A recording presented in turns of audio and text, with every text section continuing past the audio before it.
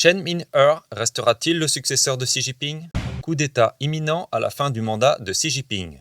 Les États-Unis protéger Taïwan avec des armes nucléaires. Huawei à bout de souffle. Le plus grand exercice militaire de l'armée américaine depuis 10 ans. PCC, blanchiment d'argent et trafic de drogue au Canada. Bonjour, bienvenue à Vision Times News. Le 21 mai, l'exposition Nouvelle route de la soie du Parti communiste chinois a été ouverte à Chongqing. Chen Min-er, le potentiel successeur de Xi Jinping et secrétaire du comité du PCC de Chongqing, a ouvert l'événement.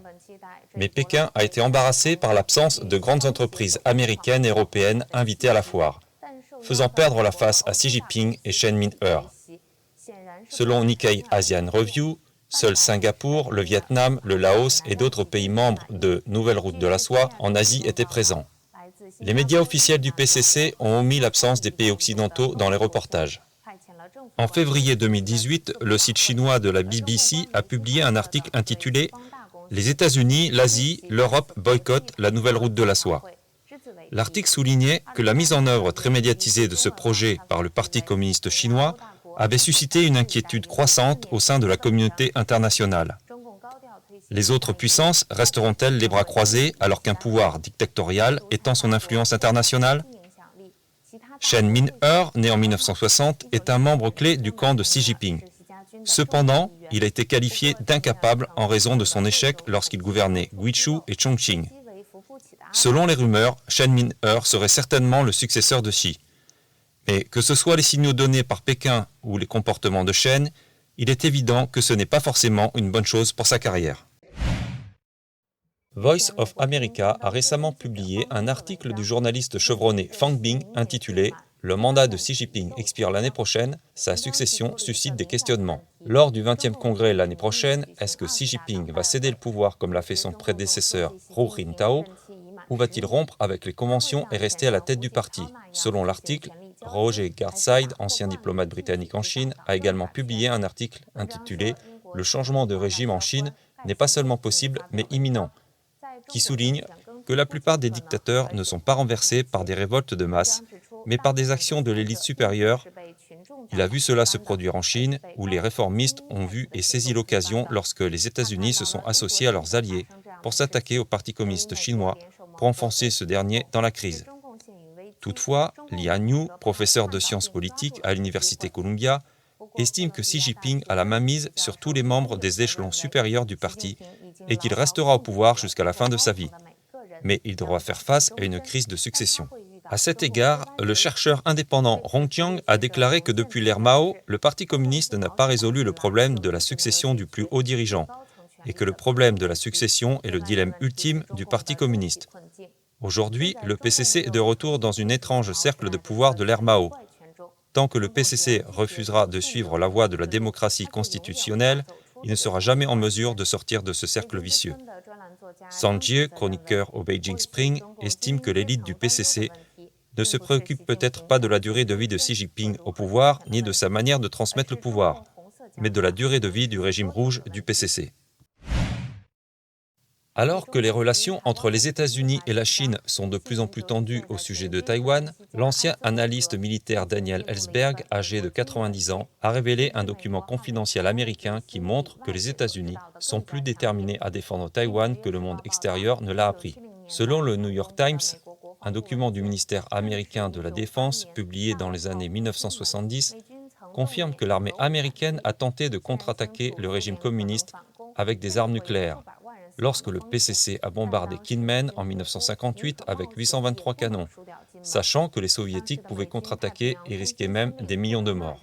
Kuttner, alors commandant des forces aériennes américaines du Pacifique, a fait valoir que les États-Unis pouvaient limiter leurs frappes aux aérodromes chinois afin de réduire le sentiment anti-guerre au sein du gouvernement américain. Cependant, le président Eisenhower de l'époque a rejeté cette proposition et a décidé d'utiliser d'abord des armes conventionnelles. Mais les responsables américains ont gardé l'option si le Parti communiste chinois ne cessait pas de s'emparer de Kinmen. Selon le reportage, ces informations confidentielles montrent à quel point la situation était dangereuse dans le détroit de Taïwan et que la détermination des États-Unis à défendre Taïwan était plus forte que la perception qu'en avait le monde extérieur, ce qui est d'une grande importance pour la situation actuelle. Il est également observé qu'à ce stade, la puissance militaire du PCC est bien plus grande que celle du passé et possède également des armes nucléaires. Les États-Unis ont imposé de fortes sanctions contre Huawei, l'amenant à manquer de produits à vendre. Le directeur de la société, Yu Shengdong, a présenté ses excuses pour l'incident, qui a été rapporté par les médias chinois. L'incident a également suscité les moqueries de nombreux internautes. Où est le plan B ? Le 23 mai, les médias chinois ont rapporté que Huawei a cessé la production de la plupart de ses téléphones mobiles.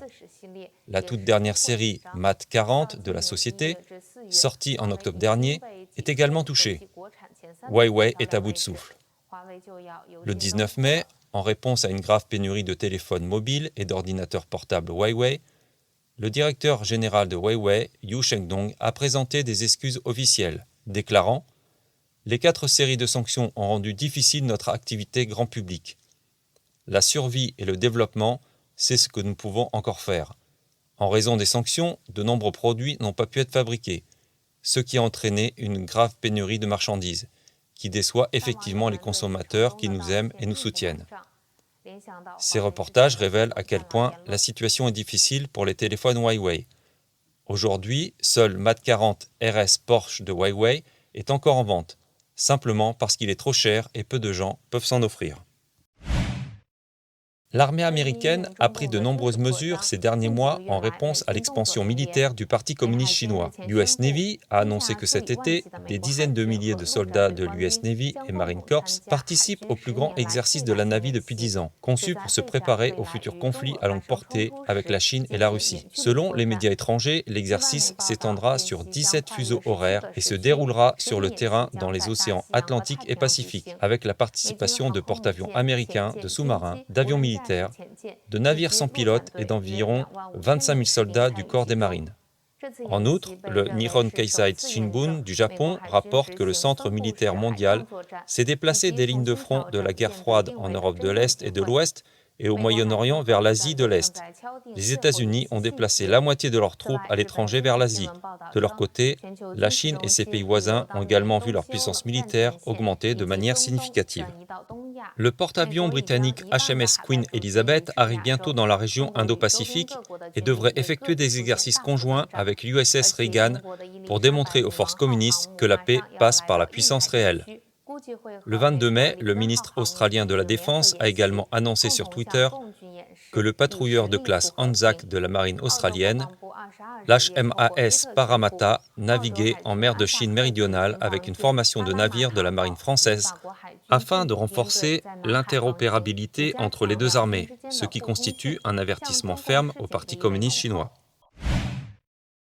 Selon les médias étrangers, le journaliste d'investigation canadien Sam Cooper a souligné dans son nouveau livre « Willful Blindness, How a Network of Narcos, Tycoons and CCP Agents Infiltrated the West » que le Parti communiste chinois est imprudemment engagé dans des activités de blanchiment d'argent, de trafic de drogue et d'infiltration au Canada. Après que Cooper a commencé à enquêter sur l'activité des casinos en Colombie-Britannique en 2017, il a découvert les liens entre les organisations canadiennes de trafic de drogue, la triade de Hong Kong et le Parti communiste chinois. Les fonds internes de blanchiment d'argent servent à spéculer sur les prix immobiliers et le trafic de drogue à Vancouver, tandis que les responsables locaux de l'application de la loi ne pouvaient rien faire à ce sujet sous la pression de personnalités politiques. Nombre des personnes impliquées sont des interlocuteurs fréquemment en contact avec le consulat chinois à Vancouver et les politiciens canadiens. M. Cooper a souligné que le Parti communiste chinois souhaite contrôler les Chinois de l'étranger afin d'exercer une influence dans divers pays. Par ailleurs, le département central du Front uni du PCC est la partie responsable de cette tâche. Lors du lancement du livre, Charles Burton, ancien ambassadeur du Canada en Chine, a déclaré que les services de renseignement canadiens avaient averti depuis des années que des responsables chinois étaient impliqués dans le trafic de drogue et de jeux de hasard au Canada, mais que ces avertissements étaient restés lettre morte. Ce livre, selon lui, a montré des preuves supplémentaires. Il a expliqué en outre que le gouvernement chinois est en fait un complexe d'états de forces d'armée, de sécurité et d'industrie, et que la nature du département du Front uni central du Parti communiste est de diriger les ressources non communistes pour soutenir les intérêts communistes.